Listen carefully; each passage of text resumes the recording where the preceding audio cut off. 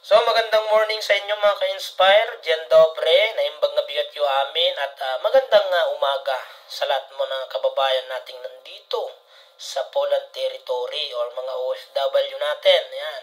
So, gumawa ako ng video ngayon mga ka-inspire para po magbigay ng paalala at konting abiso sa mga kababayan natin, no?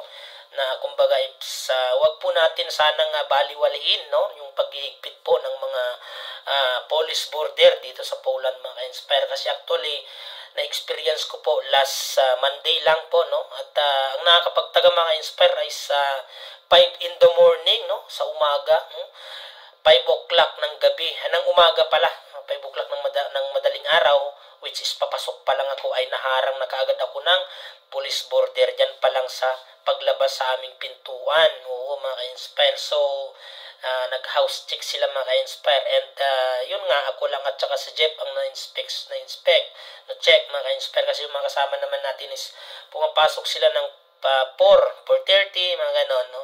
Okay. And then kahapon naman ay mga kasama natin sa kabilang accommodation ay na-inspect na naman po sila ulit ng police border dito po sa may roundabout dito sa malapit sa Kauplan dito sa amin, no. So napansin ko lang mga ka-inspire, no, kapag mayroong police border na nakita ka, automatic talaga i-check ka, lalong-lalo na pag nakitang foreigner at ibang lahi ka mga ka-inspire. So take note mga ka-inspire, ang sasakyan po ng mga police border dito ay yung kulay green. Yung lining ng kanilang sasakyan sa gilid niya ay kulay green po mga ka-inspire, no?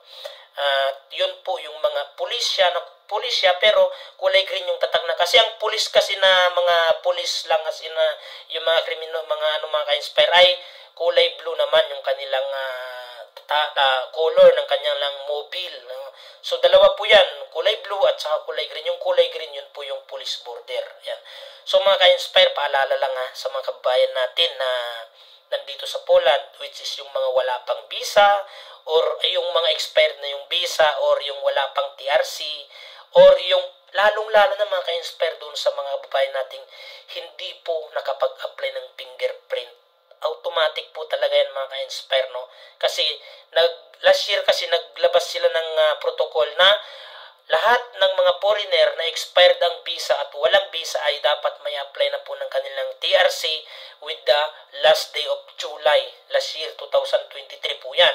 Dapat na i-apply po yung, kung wala kang visa, dapat ay na-i-apply mo yung TRC mo, application mo ng last day or sabihin nating July, basta the whole month of July ng 2023 mga inspire. Kasi once na hindi na i-apply yung TRC mo ng July 2023 mga inspire, wala ka ng visa until now, wala ka pa ring TRC at wala ka pa ring application mga inspire, ay baka may tendency na ma-deport po tayo, no? Kaya paalala lang po sa mga kababayan natin nandito sa Poland, kung wala po tayong mga importanteng lakad sa labas o sabihin natin kung gagalaman tayo, dalhin po natin ang ating passport, no? Wag po natin itong isa walang bahala mga inspire, dahil marami na pong nasampulan, no? Kasi kahit may mga nagpi-fingerprint nga minsan dinidecline mga ka-inspire, no? Kasi hindi sila nakapag-apply doon sa ipinataw na deadline ng application. So yun, paalala lang sa inyo mga ka-inspire, no? Sa ating lahat na nandito sa Poland, mag-iingat na lang po tayo, no? Para po sa ating pag-stay dito sa Poland. So thank you mga ka-inspire and God bless sa inyong lahat. Yun lamang po.